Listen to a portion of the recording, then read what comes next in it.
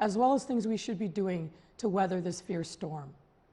We start by not forgetting who we are as a people. As Chicagoans, we have faced down many challenges before. We have seen heat waves and polar vortexes, fought through recessions, depressions, and 2 world wars. And when our city burned to the ground in a great fire, a fire that one historian noted started on DeKoven Street near Halsted and Roosevelt, and it burned over 4 square miles of our city, from the central business district and government buildings, slum areas and neighborhoods of the wealthy, theaters, churches, and sporting houses, and more. We rose from the ashes the very next day to grow bigger and stronger than we had ever been before. We learned from each of these challenges over the decades, and we baked into the lessons learned our preparedness efforts. In each of these tragedies and crises, every single time, heroic Chicagoans of every stripe, young, old, of every race, color, and creed, have risen up and said, "How can I help?" And we have united and moved forward together. Resiliency and resolve are baked into our DNA, and as a people, this is our moment to prove ourselves and to a nation that in Chicago, we may get bent, but we will never be broken. Let's talk about some specifics about the virus itself and our efforts to combat it. The threat posed by the coronavirus, or COVID-19, is real and growing. I want you to know that we have been and will continue to be aggressively tackling the threat this poses to you and your loved ones. Our Department of Public Health started tracking this virus when the first reports started coming from China in December, almost 4 months ago. As we prepared for this virus coming to the U.S., and specifically Chicago, our public health and emergency management teams drew upon lessons learned last summer when many city departments and partners participated in a full-scale drill in which we were called upon to respond to a pandemic virus whose circumstances closely mirrored the challenge we are facing today.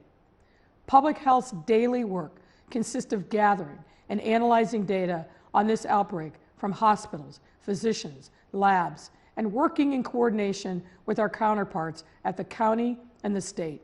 An all-in, full-out, comprehensive effort to contain the spread of this virus and protect those most vulnerable to it.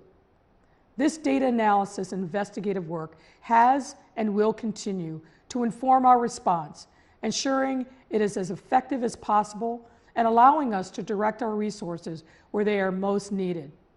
I want you to be able to lay your head down at night, comforted by the fact that we are ready to meet this challenge. We prepare all year long for crises so that when it comes to our door, we are tested and ready. And we have and will continue to rise up to meet this unprecedented challenge. Our incredible Public Health Commissioner, Dr. Allison Arwady, has built her career around addressing infectious diseases all over the world, working to tackle Ebola in West Africa, MERS in Saudi Arabia, and HIV and tuberculosis in Botswana. She worked on response to H1N1 and SARS. Remember those? And Allison and her incredible team of public health are ready. Tune into her daily updates on Facebook Live on The Doctor Is In at 11 a.m. daily, and do check chicago.gov/coronavirus for the most up-to-date information. And our first responders, police, fire, EMTs, call takers, and dispatchers, they run to danger every day and meet you in your most distressed moments. They too are ready. And I must acknowledge our fearless healthcare workers, doctors and nurses, yes, but also the aides and orderlies, the cooks and janitors, the volunteers, and everyone in the healthcare chain who are making great personal sacrifices every day on our behalf. Thank you, thank you, thank you. And last, but certainly not least, special thanks and prayers go to our people who are the fabric of our social safety network, our libraries, parks, community service centers, and the social workers and others, all of whom staff these facilities are vital in providing a place for people in need now more than ever. What do we see as the next steps in fighting this virus? A couple of important things that I will mention here. First, we have repeatedly asked throughout this crisis that if you are sick, stay home. Most of you have listened, but some have not. And those of you that have not only put yourselves at risk, you are endangering the public. We have documented an increasing number of cases in which sick people went to their workplace and got other people sick with the coronavirus. Today, at my direction, the Department of Public Health issued an order that until further notice, if you are sick with respiratory symptoms like cough, fever, or shortness of breath, but also, and importantly, if you are beginning to feel sick, body aches, fatigue, sore throat, you too are ordered to stay home unless seeking medical care or other essentials like food. If you violate this order, there have to be consequences. Please be smart, be safe, and stay home if you are sick. That's an order. Let me also repeat, if you are a member of a vulnerable population, that means people over 60, but especially people with underlying medical conditions, stay home if at all possible. Put your health first and don't put yourselves or others at risk. Now, I know these restrictions are causing hardships, but we are doing this to save lives, pure and simple. We have seen what these extreme measures have yielded in places like Japan and Singapore.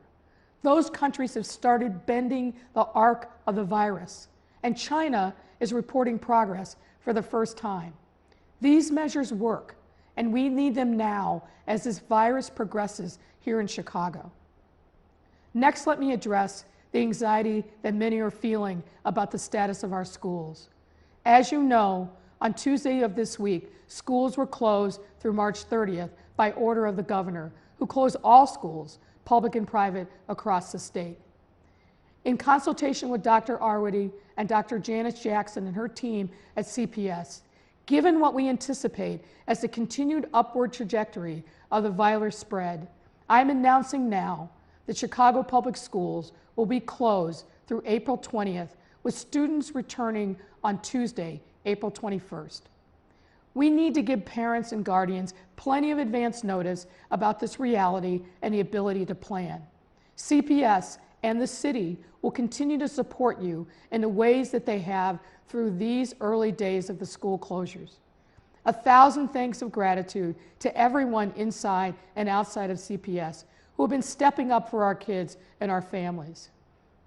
I want to especially thank those who have contributed to the fund to support food services for CPS families, notably Ken Griffin, who today donated $2.5 million, $1 million to CPS and $1.5 million to the Greater Chicagoland Foods Depository. Ken and others are exhibiting extraordinary civic leadership at its finest. Let's talk dollars and cents for a moment. No question that our local economy is being hit hard by this crisis. Most notable is our hospitality industry. Conventions, hotels, restaurants, bars, and other forms of entertainment and service industries are suffering. Many have shared the immediate issues of cash shortages, concerns about making payroll, and for many, the very survival of your business is in question. We also see the needs of our airlines, airports, and the related businesses that depend upon air transportation every day. Our mass transit is also being hit as people appropriately follow the directives to stay home, and employers have activated teleworking options for their employees. Know this: we have the incredible benefit of being a strong and diverse economy. In other instances where similar industries were hit here in Chicago, for example, as a result of 9/11, and more recently, the Great Recession of 2008 and 2009, our local economy in Chicago and the region bounced back strong and quickly from these downturns. We are working at all levels of government, local, county, and state, to make sure that the final tale of this economic challenge will be the same, a strong comeback. I will talk more about this in a moment. I have also received a number of questions about city finances and revenue. While this crisis is certainly adversely affecting many parts of our local economy, I want to assure you that our city finances remain strong, and here's why. By design, no single revenue stream is more than 13% of our overall revenues. And what we call economically sensitive taxes, meaning those that are most sensitive to potential downturns, like sale taxes, our share of state income taxes, recreational and hotel taxes. In the aggregate, these taxes make up less than 25% of the revenue streams for our city budget. We have more than sufficient cash on hand, and we prepared for a potential economic downturn as part of the projections we released last year for our 2020 budget. Finally, it helps that we received an unexpected $100 million windfall from refinancing our debt earlier this year. And we are looking at other opportunities to leverage the low interest rates that currently exist. Be aware that we continue to monitor this situation on a daily basis, and our Chief Financial Officer, Jenny Bennett, and her team are on the case. So while city finances are weathering this storm, for many individuals, this is the financial challenge of a lifetime. Here's some immediate steps we have taken to help relieve the burden on you. We have suspended many of the debt collection, ticketing, and impounding practices that the city engages in until April 30th. This includes suspending the booting of cars, late fees and default on payment plans for all city debt. This includes parking tickets, red light camera and speed violations, and utility bills. We will not make any collection efforts until April 30th at the earliest, and we will not be referring you to debt collectors. And accordingly, the Chicago Administrative Courts is continuing all court dates until at least April 30th without any interest penalties. No city debt checks will be conducted for rideshare and taxi drivers, and we are limiting ticketing and towing and impounding of vehicles to public safety-related issues. Given the economic pressures that many of you are facing, as a government, we are stepping up to do our part to take a brick off your back. We know that this temporary suspension will bring some measure of relief. I want to also note and thank Sheriff Tom Dart, who previously announced that he is delaying enforcement of all eviction orders until April 30th. I call upon all property owners to give tenants some grace wherever possible during these trying times. No one needs the added stress of evictions, certainly not now. Similarly, I call on banks to grant relief from foreclosure efforts during this crisis. Thanks also goes to the Chicago Community Trust and the United Way for setting up the Chicago Community COVID-19 Response Fund, which will provide help on food, rent, and other items of need. Also, as you know, at the beginning of my administration, we ended water shutoffs for residential customers. Water is a basic human right. Today, I took the additional steps and called upon all of our suburban water authority customers, that's 125 suburban communities, to immediately take necessary action to also stop water service disconnections for non-payment as our state grapples with the COVID-19 pandemic. I applaud and thank those communities that have already taken this important step. While we must address the individual needs of our residents during this challenging time, it is also important that at the city level, we also take a leading role in supporting our small businesses. When we support small businesses, we support their workers, who in turn help uplift the vibrancy of our neighborhoods.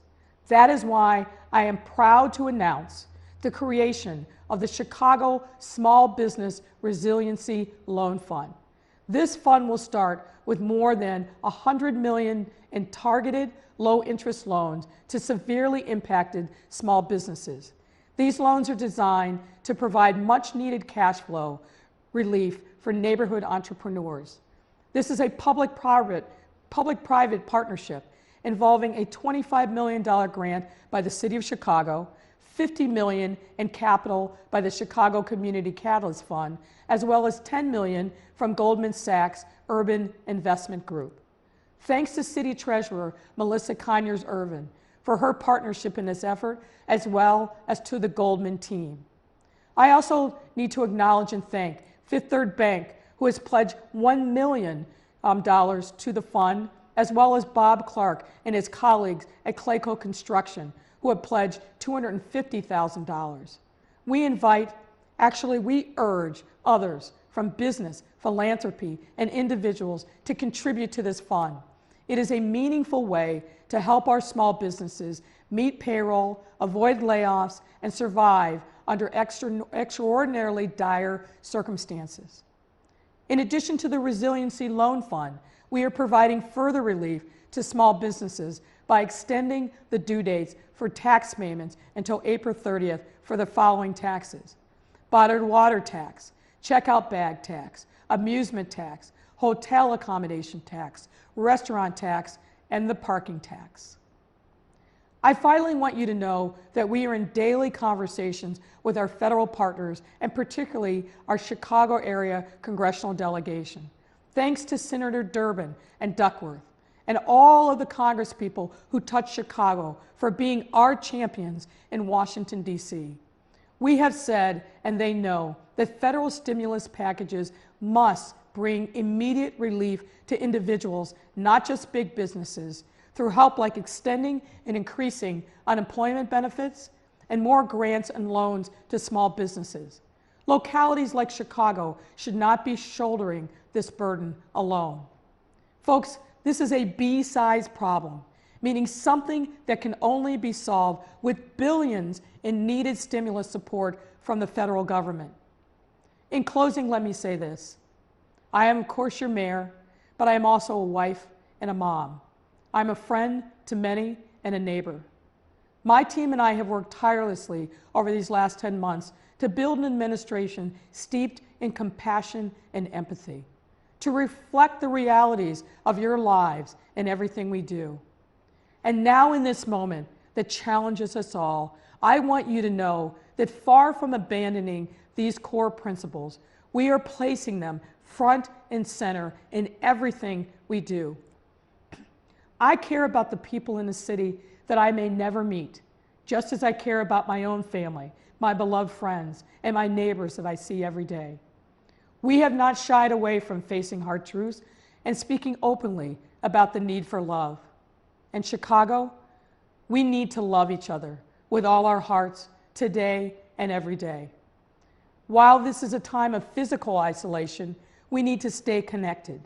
We need the warmth of smiles, hellos, and thank yous, the words of comfort and acknowledgement that each of us, regardless of our station or circumstances, matters. Gwendolyn Brooks got it right. We are each other's harvest. We are each other's business. We are each other's magnitude and bond. These words are truer today than they have ever been. Our challenge is not over and our work is not done, but we will get through this together because we can and we must. God bless you and our great city. Please be safe.